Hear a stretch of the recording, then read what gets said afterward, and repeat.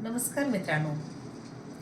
लढाई घरातली असो की देशादेशांमधली, प्रत्येक लढाईचं प्रत्येक युद्धाचं कारण एकच असतं, ते म्हणजे खुश नसणे, आनंदी नसणे, दुःखी असणे. मग आनंदी राहायला हवं ना. युद्ध लढाई घरातली दूर करायची असो की देशादेशांमधली, आपण आनंदी राहायला हवं. हेच याचं अत्यंत चांगलं असं उदाहरण आहे. आनंदी राहायचं असेल तर आजचा दिवस महत्त्वाचा आहे.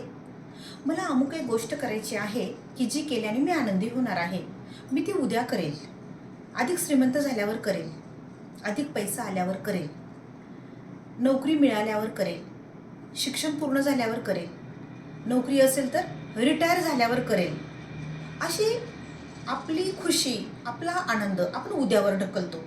मित्रांनो, काहीच गरज नाही आहे. वर्तमानात जगा. आजचा दिवस महत्त्वाचा आहे, आजचा क्षण महत्त्वाचा आहे, आजचा दिवस आनंदाचा आहे. आज मी आनंदात जगणार आहे, ही खूणगाठ मनाशी बांधा. आपला आनंद दुसऱ्यांच्या हातात देऊ नका. आपलं आनंदी राहणं आपल्या मनावर ठेवा. छोट्या छोट्या गोष्टींमध्ये आनंद शोधून आपण खूप आनंदी राहू शकतो.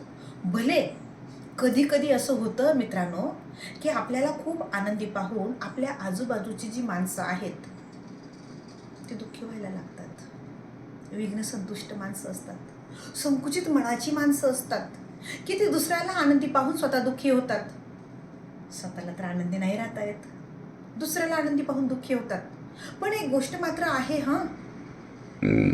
जेव्हा कुणी तुम्हाला नावं ठेवायला लागतात ना, तेव्हा एक खात्रीशीर समजून जा की तुमची प्रगती होते आहे. तुमची प्रगती व्हायला लागल्यावरच हे लोक तुम्हाला नावं ठेवायला लागतात. नका विचार करू त्यांचा. तुमच्या आनंदावर लक्ष केंद्रित करा, तुमच्या कामावर लक्ष केंद्रित करा. आपलं काम मनापासून करा. आपल्या कामालाच आपला देव समजा.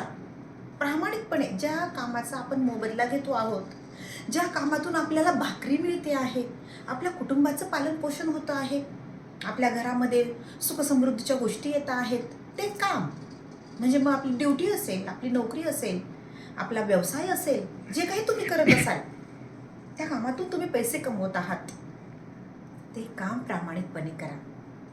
त्या कामालाच तुम्ही तुमचा देव समजा, त्या कर्माला तुम्ही तुमचा देव समजा.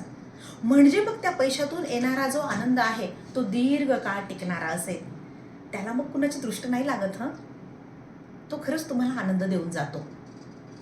हा असा आनंद मिळवायचा असेल तर या छोट्या छोट्या गोष्टींमधून आपल्याला तो शिकावा लागेल. कामात आनंद शोधायचा आहे, पण त्या कामात आपल्याला आनंद मिळायला हवा म्हणून आपण मनाने शरीराने सुदृढ असायला हवं, निकोप असायला हवं, सकारात्मक विचारांचं असायला हवं. आणि सुदृढतेचा जर विचार केला, मनाच्या आणि शरीराच्या निकोपपणाचा विचार केला, तर मी तुम्हाला एक गोष्ट विचारते मित्रांनो. आपण जेवण किती वेळा करतो? दिवसातून 4 ते 5 वेळा. व्यायाम किती वेळा करतो? अर्थात करत असाल तर, व्यायाम करत असाल तर किती वेळा करता? 1 वेळा. पण आपल्या भावना, आपले विचार अहोरात्र सुरू आहेत. आपण झोपलेलो असतो तेव्हाही आपल्या सबकॉन्शियस माइंडमध्ये विचार चक्र चालू असते. म्हणजे काय? आपल्याला जर स्वतःमध्ये बदल घडवून आणायचा असेल तर फक्त व्यायाम करून बदल घडणार नाही. आपल्याला आपल्या जेवणामध्ये जे आपण दिवसातून 4 ते 5 वेळा करतो ते जेवण आपल्याला बदलावं लागेल. त्या जेवणातले पदार्थ आपल्याला बदलावे लागतील. आणि सगळ्यात महत्त्वाचे आपले विचार, आपल्या भावना, ते आपल्याला बदलावं लागेल.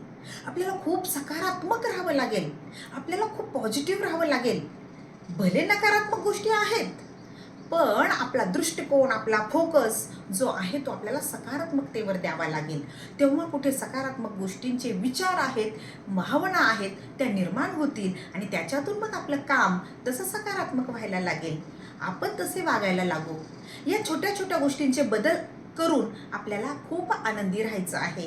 आणि हेच आनंदी राहण्यासाठी तुम्हाला मी म्हणजे लाईफ कोच संगीता भोसले नेहमीच मार्गदर्शन करायला तयार आहे.